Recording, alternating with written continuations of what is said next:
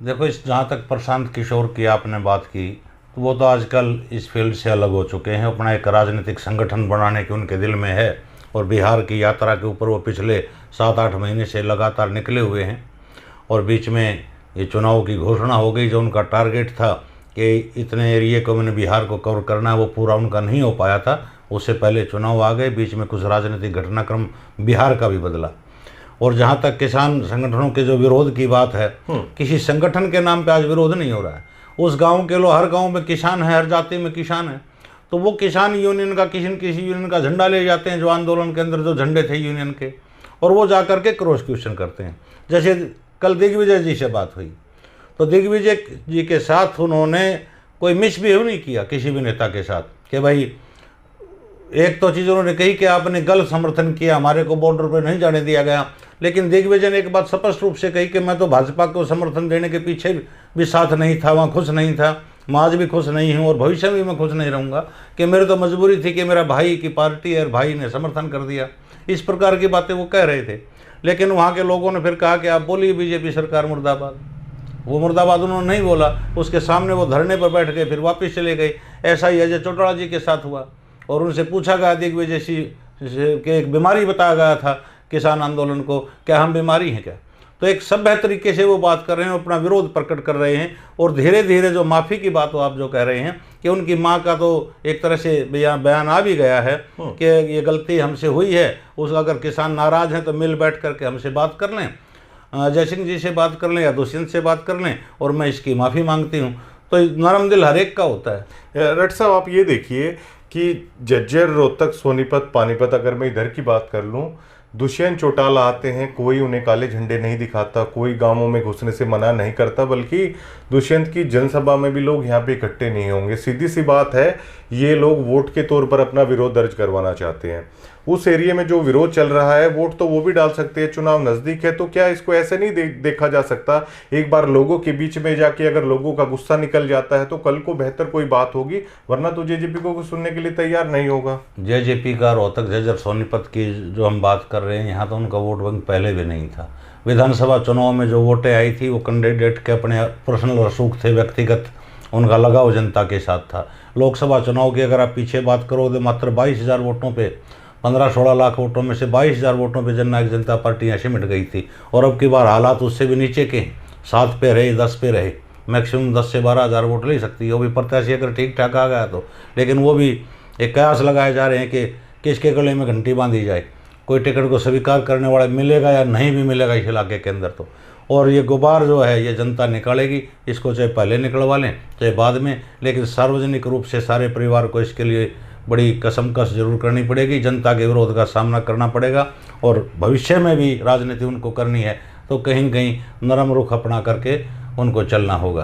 कल लालन टॉप एक चैनल है, उसके ऊपर दुष्यंत चौटाला जी का बड़ा लंबा चौड़ा घंटा सवा घंटे भर का इंटरव्यू मैंने सुना था। हर बात का उसमें उन्होंने जिक्र भी किया है, और कहीं कहीं उनके मन में भी ये मलाल जरूर है कि तुम्हारा वो फैसला किसान आंदोलन के प्रति था वो सबसे गलत था।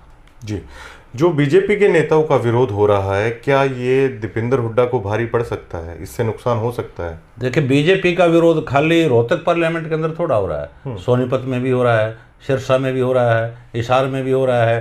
धर्मवीर सिंह सबसे पॉपुलर लीडर बीजेपी के हैं, और विकास कार्यों के अंदर जो बजट सबसे ज़्यादा लेकर के आए हैं पिछले 5 साल के अंदर, जो उनका पार्लियामेंट का मेंबर पार्लियामेंट का जो बजट होता है, उनका भी विरोध हो रहा है। ये विरोध के अलग कारण है, इनमें दीपेंद्र हुड्डा जी का ना तो कोई भूमिका कि ये कहते हो कि वह विरोध करो। इन्होंने एक अपील और की है कि कहीं भी किसी भी प्रत्याशी का विरोध नहीं होना चाहिए। वो उसको इस बयान के पीछे की वजह क्या है?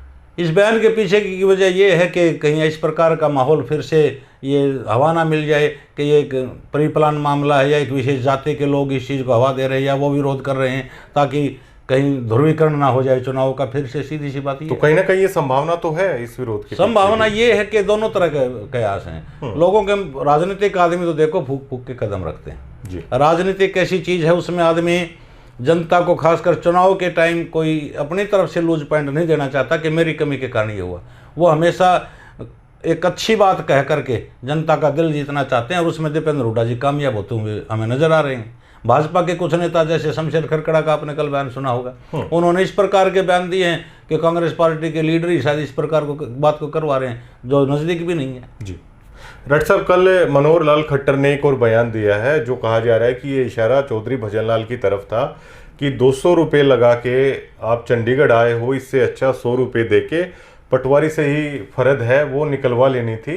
एक पूर्व मुख्यमंत्री ने ऐसा कहा था। तो जो मनोहर लाल खट्टर ने कहा है, क्या इस बयान के बाद, जैसा कि आप हिसार में बता रहे थे, कैप्टन अभिमन्यु नाराज हैं और कुलदीप बिश्नोई है वो भी नाराज हैं, इस बयान के बाद हालत और पतली हो जाएगी? देखो, राजनीतिक आदमी इशारों में बहुत बड़ी बात कहे जाते हैं।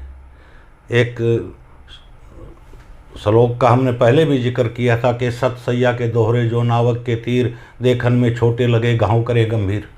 ये बहुत बड़ा इशारा मनोहर लाल जी का था और ये संकेत सीधा कुलदीप बिश्नोई जी की तरफ था कि उन्होंने नाम नहीं लिया, लेकिन जनता से ये भी हाथ उठवा लिए, मंच पे बैठे नेताओं ने भी हाथ उठाया कि हाँ ये कहा गया था और किसने कहा था कि हम सब जानते हैं।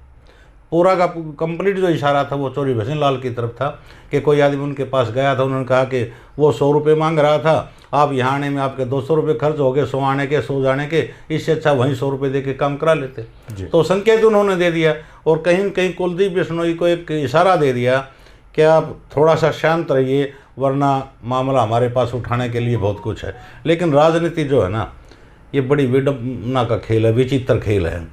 एक पिछले चुनाव में आपने देखा होगा, एक एसडीएम स्तर की महिला थी मध्य प्रदेश के अंदर, निशा नाम था उनका, निशा बांगरे वगैरह इस प्रकार से था, और वो कांग्रेस पार्टी से मिलजुल करके वो विधानसभा का चुनाव लड़ना चाह रही थी। उन्होंने अपना रिजाइन दे दिया, रिजाइन मंजूर नहीं हुआ। उसके लिए उन्होंने अपना विरोध प्रदर्शन भी किया, उनके साथ तनाव भी हुआ, धक्का मुक्की भी पुलिस प्रशासन की हुई।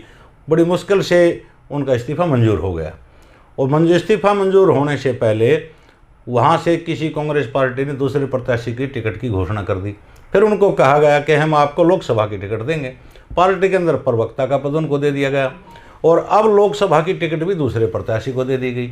आज वही जो निशा जी थी, जो एसडीएम के पद पे थी, अपनी मध्य प्रदेश सरकार के अंदर एप्लीकेशन दिए बैठे हैं और वो कह रही है कि मैंने तो जनवरी के महीने में एप्लीकेशन दे दी थी कि मेरा इस्तीफ़ा नामंजूर करके मुझे दोबारा इस पद पर दिया जाए। यानी कि पूरा का पूरा कैरियर उनका दांव पे लग गया।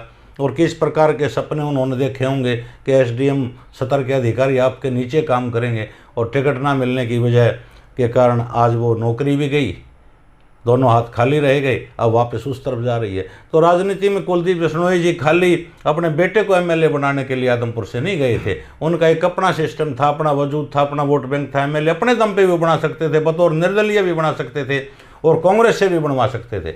वो क्योंकि बड़ी राजनीतिक के चक्कर में गए थे कि बेटा एमएलए बन जाएगा, आप एमपी बन जाना, तीसरी बार मोदी जी की सरकार आती है तो हो सकता है कि कैबिनेट के अंदर मंत्री पद का दर्जा मिले। लेकिन माया मिली न राम, इस प्रकार की कहानी उनके साथ घटित होती नजर आ रही है। अब वो दबाव बना रहे थे, उस दबाव को मनोहर लाल खट्टर जी के इस बयान ने कहीं कम करने का काम किया।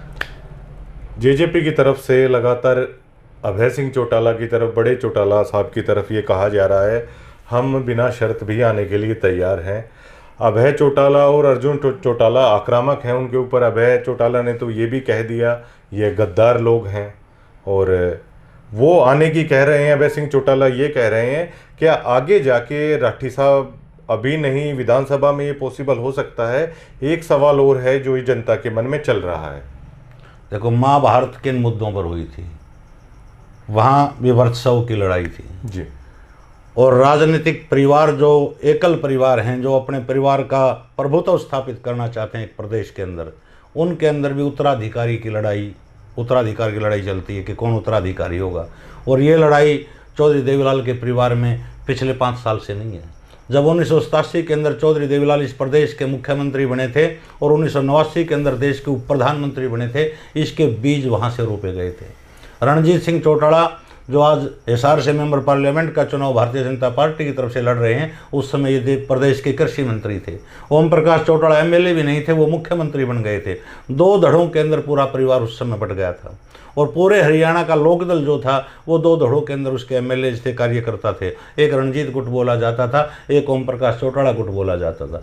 और उसी की बदौलत वो सरकार जो 85 एमएलएओं की सरकार 90 में से थी, पूर्ण बहुमत की पार्टी की सरकार थी, वो सरकार पूरी नहीं चल पाई। आखिर में बीच में 2 मुख्यमंत्री चेंज करने पड़े, कभी मास्टर हुकम सिंह जी बनाने पड़े, कभी बनरसी दास गुप्ता जी बनाने पड़े, और अंत में राष्ट्रपति शासन तक लागू प्रदेश के ऊपर हो गया था। और 1991 के अंदर ही आम चुनाव प्रदेश के अंदर हो गया था। उसके बाद ये स्थिति है भाई। उस समय ही लोग कहने लग गए थे कि एक दौर ऐसा आएगा कि अजय और अभय का झगड़ा होगा। वो झगड़ा हो गया, पुत्र प्रेम में ही झगड़ा हुआ, और उसके बाद कामयाबी मिल गई थी। आज अजय चौटाला जी बयान देते हैं कि मेरे अगर संजय चौटाला साहब, ओम प्रकाश चौटाला जी कहें तो हम कल ही एक हो जाएंगे। अपने पिता से मिलने के लिए किसी का हरियाणा प्रदेश की जनता की पूछने की जरूरत है क्या हरियाणा प्रदेश की जनता तूने उस दिन पूछी थी जिस दिन तेरी 10 सीट आई और तेरे बेटे ने जाकर के भारतीय जनता पार्टी को समर्थन की चिट्ठी दे दी थी? क्या आपने तब प्रदेश की जनता पूछी थी जब आपका बेटा मेंबर पार्लियामेंट बन करके आया, पूर्ण मेजोरिटी से मोदी जी देश की केंद्र प्रधानमंत्री बने, तेरा बेटा बगैर हरियाणा प्रदेश की जनता से पूछे अपनी 2 सीटों का समर्थन मोदी जी के हाथ में चिट्ठी दे करके आया था, भाजपा के राष्ट्रीय अध्यक्ष के हाथ में, और मोदी जी सरकार को समर्थन देने का काम किया था। और आज ये बात कहने की क्या आवश्यकता है कि ओम प्रकाश चौटाला जी कहेंगे तो हम परिवार में एक हो सकते हैं और कल ही हम मान जाएंगे। तेरा घर है, तेरे पिताजी हैं, जा, तेरा सगा भाई है, कर बात, तेरे भतीजे हैं, कर बात। लेकिन वर्षों की लड़ाई, अभय सिंह चौटाला ने 5 साल संघर्ष जरूर किया है। पार्टी के अकेले विधायक थे, इनके पास 10 थे, अकेले विधायक होते हुए 10 के बराबर का काम अकेले विधानसभा के अंदर किया है। किसान आंदोलन के नाम पर अपना इस्तीफा दिया, दोबारा बड़ी मुश्किल से जीत करके आए। अगर चुनाव में हार हो जाती, एक बिल्कुल धूल में मिट जाते, हाशिए पर चले जाते, जनता ने साथ दिया और जनता के अंदर एक नारा कहलवाने में वो कामयाब हुए कि अभय ही सत्य है। और आज अभय चौटाला को ये पता है कि तेरा ग्राफ इनेलो में आज ऊपर उठा है और जेजेपी का ग्राफ नीचे गया है, तो आज उसका हाथ ऊपर है, उनका डाउन है ग्राफ। ये समय की बात है। पीछे 4-4.5 साल ये हवा में रहे, वो बेचारा अकेला कमज़ोर हालत में अकेला रहा, हार नहीं मानी, संघर्ष किया। आज इज्जत समाज के अंदर, जनता के अंदर अभय सिंह की है, इनकी नहीं है। इनका बार बार विरोध हो रहा है। कम से कम किसी गांव के अंदर अभय सिंह चौटाला जाते हैं तो लोग विचार जरूर सुनते हैं और धन्यवाद करते हैं किसान आंदोलन के अंदर साथ देने का, और इनका जनता विरोध करती है। तो ये देख कहने की बातें, हम एक हो जाएंगे, तो चाहते हैं एक हो जाएं। आज इनके पास बचा क्या है? एक ना होंगे तो क्या कर लेंगे? कोई रास्ता इनके पास नहीं है। अपनी इमेज को स्वयं खराब करवाया और एक निजी जनता पार्टी के किसी बड़े नेता के किसी एक वरिष्ठ पत्रकार से बात हुई, उस नेता ने, जेजेपी वाले ने ये कहा कि अब तो हमें लगता है 2029 नहीं 2034 की तैयारी करनी चाहिए। यानी कि 5 साल ये, 5 साल अगले, अगर जेजेपी कुछ उठ सकती है, जनता का भरोसा जीत सकती है, तो 10 साल लगेंगे इस कमी को पूरा करने में जो उन्होंने पीछे किया है। जी, कांग्रेस के उम्मीदवार लगातार अब दोबारा से लेट होते जा रहे हैं। राठी साहब, क्या ये कांग्रेस गलती कर रही है यहाँ पर? देखो, उम्मीद है कि आज या कल में लिस्ट आ जाए, इसमें कोई दो राय नहीं। जब रोहतक लोकसभा से एक ही नाम देवेंद्र हुड्डा का है तो क्यों डिक्लेयर नहीं हो रहा? सिरसा से एक फाइनल बता रहे हैं, क्यों डिक्लेयर नहीं हो रहा? पेश फंसा हुआ हम मानते हैं कि करनाल का है, और करनाल की सीट आज से ही इंटरेस्टिंग नहीं रही है। जो हम बार बार बात करते हैं मराठा वीरेंद्र वर्मा की, 1967 के अंदर एक चुनाव हुआ था पार्लियामेंट का। एक वहाँ जनसंघ के प्रत्याशी थे और एक वो वहाँ पे कांग्रेस के प्रत्याशी थे। तो मात्र 55 वोटों के मार्जिन से वहाँ कांग्रेस के प्रत्याशी चुनाव जीत गए थे, और वो मामला चला गया था सुप्रीम कोर्ट। 1 साल तक मतपेटियाँ वहाँ पड़ी रही थी। दोबारा गिनती हुई तो वो ज़्यादा वोटों से वहाँ के प्रत्याशी 5555 वोटों से जीते डिक्लेयर किए गए थे। तो इस प्रकार के हॉट सीट आज करनाल भी है और रोहतक भी है। लेकिन जो प्रत्याशी देना है, कोई ज़्यादा मारामारी भी नहीं, 2 प्रत्याशियों के नाम है, रोहतक जैसी सीट के ऊपर एक नाम है, अपना करो डिक्लेयर, बजाओ ढोल, जाओ पब्लिक में जिसने जाना है। आज कहते हैं कि बीजेपी प्रत्याशियों का विरोध हो रहा है। अरे प्रत्याशी बीजेपी ने उतार रखे हैं मैदान में, लोगों ने सवाल पूछेंगे, और तो कोई खिलाड़ी मैदान में किसी पार्टी का नहीं है, ना कोई जा रहा है वोट मांगने के लिए। लोकल वर्कर, स्थानीय वर्कर जो है वो घूम रहे हैं कि वो हमारी पार्टी वाले के वोट देना, दें किसकी? वो तो चर्चा ही नहीं है। जब ये प्रत्याशी भी मैदान में आएंगे और जब चुनाव प्रचार चलेगा, चुनाव का सही आकलन भी हम तभी निकाल पाएंगे। लेकिन इसमें कांग्रेस पार्टी लेट है। बार बार 4-5 वीडियो के अंदर तो हम ही चर्चा कर चुके हैं, और तो सारे प्रदेश की जनता भी ये कह रही है कि क्या रुकावट है कि ये टिकट डिक्लेयर नहीं कर पा रहे। अब तो वीरेंद्र सिंह डूमरखा जैसे बड़े नेता जो मामा फूफी के इनके भाई थे, वो भी इनके समर्थन में आ गए हैं पार्टी के अंदर, और कई नेता भी आए हैं। तो कहीं न कहीं पार्टी ठीक ठाक हालत में होते हुए जी। भी पार्टी अपने प्रत्याशी को डिक्लेयर नहीं कर रही, तो ये तो कहीं न कहीं इनकी कमजोरी है।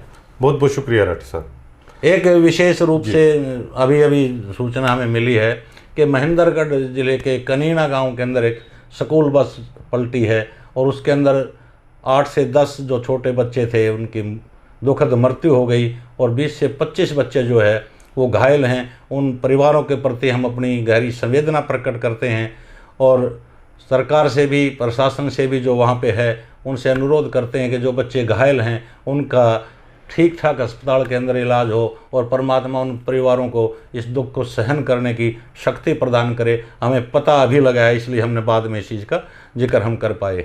जी, बहुत बहुत शुक्रिया राठी साहब। तमाम मुद्दों पर वीरेंद्र राठी साहब से हमने खुलकर चर्चा की है, क्योंकि लगातार विरोध है वो होता जा रहा है, ये विरोध कम होने का नाम नहीं ले रहा है। दीपेंद्र सिंह हुड्डा ने भी ये अपील की है कि प्रत्येक उम्मीदवार को लोकतंत्र में हक है गाँव में आने का, अपनी वोटें मांगने का। तो उनका एक बयान इस आधार पर भी हो सकता है कि वो जातिगत तरीके से बांटने की कोशिश प्रदेश को, कहीं ना कहीं ये साजिश है वो नहीं होनी चाहिए। दूसरी बात ये भी है कि दीपेंद्र सिंह हुड्डा कहीं ना कहीं अब की बार इस भरोसे में भी हैं कि बेहद अच्छा जो चुनाव प्रचार है उनका खुद रोहतक से चला हुआ है और 3 से 4 ऐसी सीटें हैं जहां पर लगातार कांग्रेस दिन ब दिन अब कड़ी टक्कर में वो आ चुकी है। तो ये तमाम राजनीतिक बातें हैं जो हरियाणा प्रदेश की आज चली हुई थी। आप 90 डिग्री को देखते रहिए, लाइक कीजिए, शेयर कीजिए, सब्सक्राइब कीजिए। धन्यवाद।